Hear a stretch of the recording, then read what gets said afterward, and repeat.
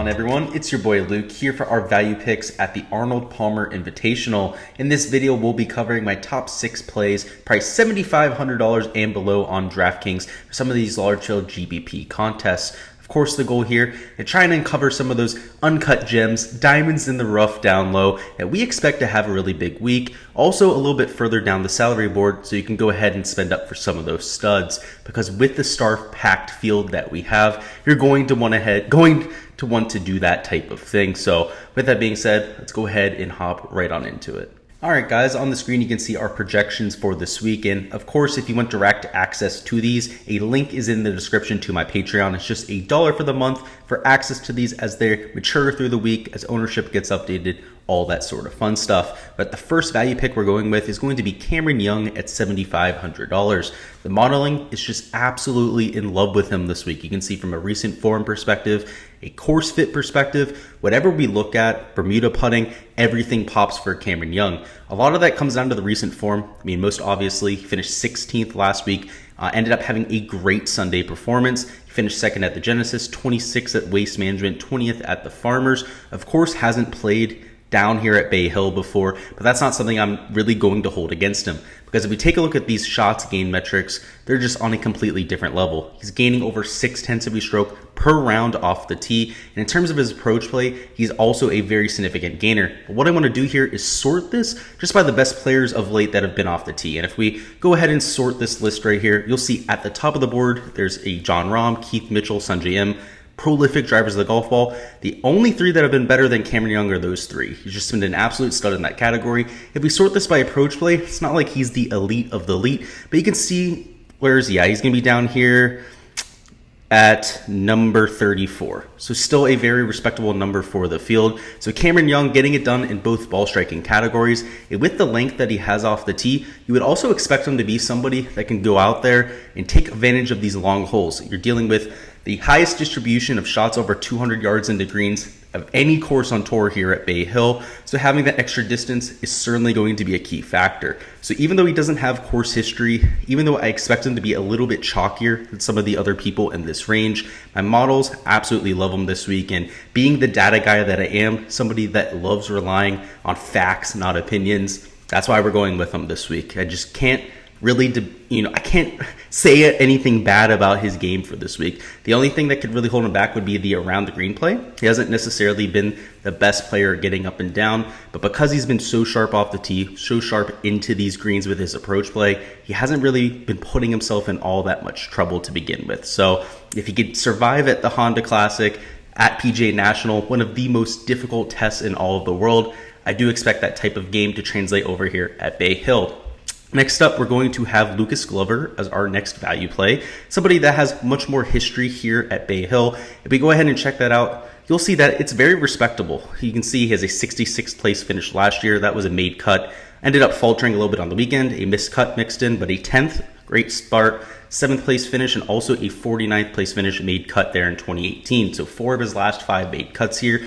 2 top 10s, and one thing we know about this golf course specifically is that there's a little bit of a learning curve to it. Of course, Cameron Young, we're giving him a little bit of the benefit of the doubt, but for somebody like Glover that's been here year after year, that's a huge advantage. We take a look at the recent form, it's not like it's popping off the charts. He's made a few cuts of late, so down here, Lucas Glover 30th, 37th missed cut, but the shots gain metrics have looked a whole lot better. So if we scroll down to here at $7,300 or $7,200, he's been gaining off the tee, not really something that we see from Glover all that often. He is relatively short, but definitely gets it done with the accuracy. He's been gaining, most notably though, over half a stroke per round on approach. Again, that's going to be top 10 in this field, along the lines of somebody like a Cameron Young who's doing a little bit better in that category. But the thing with Lucas Glover is that he's got everything figured out, right? Around the green solid. The putter's never going to be a strong suit for Lucas Glover, but we at the very least know he's going to be on brand.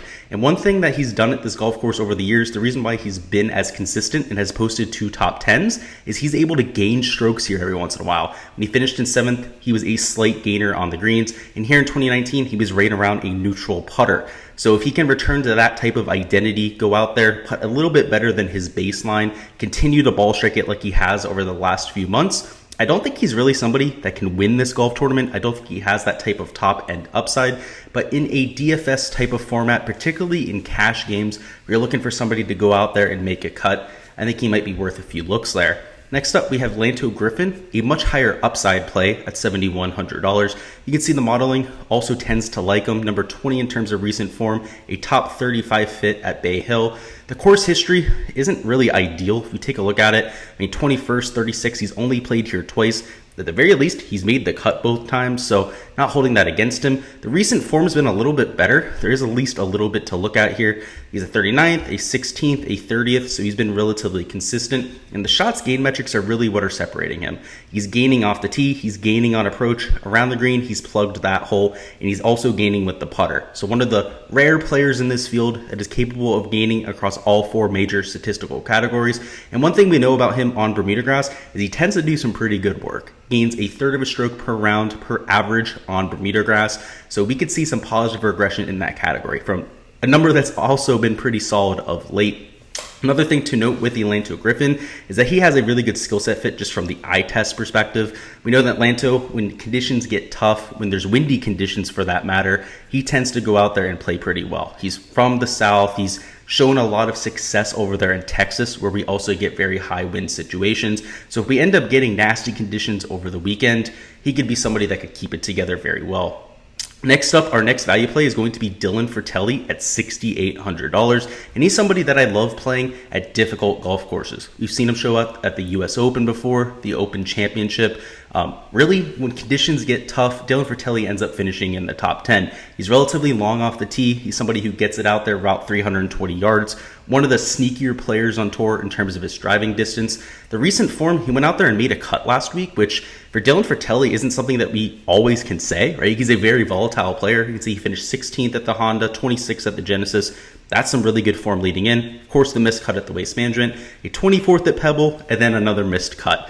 So Frittelli's usually somebody who either makes the cut and finishes in the top 25, or he goes out there and trunk slams it. For large field GPP contests, that is exactly what we're looking for. We go ahead and take a look at the course history. You can see he's only played here twice. He did have a missed cut here in 2021, but made the cut in 2022 and finished 18th. So very much so on brand for Frittelli, somebody who's going to be volatile by nature. So that's when we look at his shots gain metrics. They don't really look all that good, right? They're negative in both ball striking categories, positive with the around the green play, and slightly negative with the putter. But the recent finishes have been solid, right? It's just that when he's off with his game, it looks absolutely atrocious. So unlike somebody like a Lucas Glover, who we mentioned before, as a very safe play, somebody I would want to be using in cash, Frittelli is on the opposite end of that spectrum. He is purely a large field GPP type of flyer, where if you're looking for somebody that's going to be relatively low owned this week, but has upside to finish in the top 10, top 5 even potentially,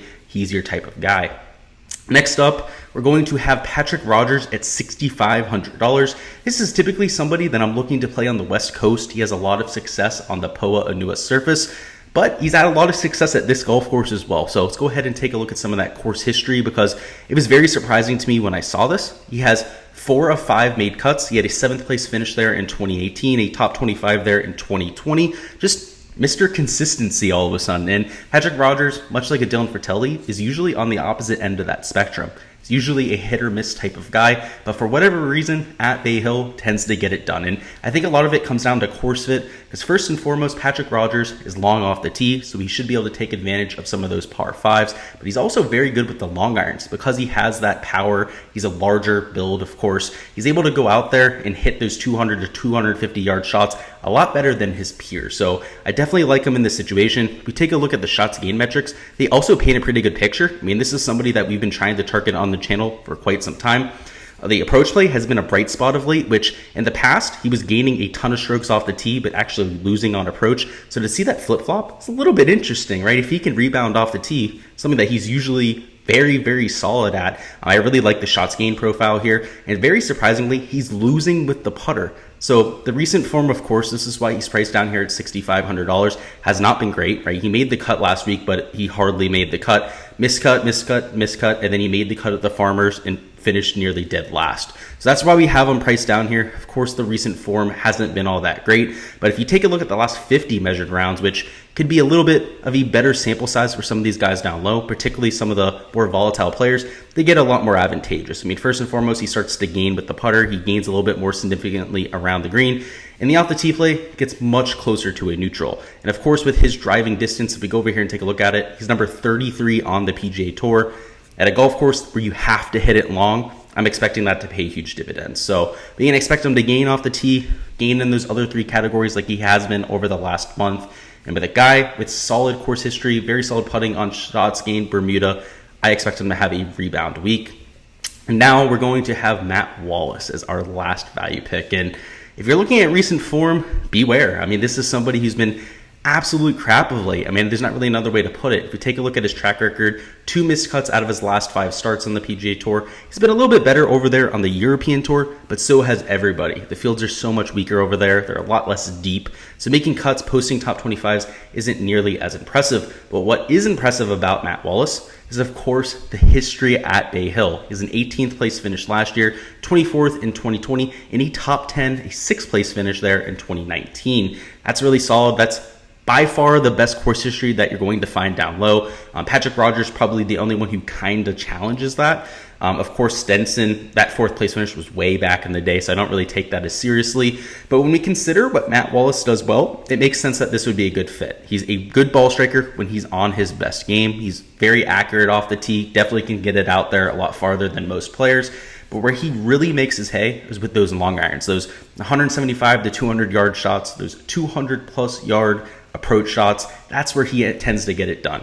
But like I said, if you're looking at any semblance of recent form, beware. He's losing nearly half a stroke per round on approach, nearly a quarter of a stroke per round off the tee, and the putter hasn't been all that much better.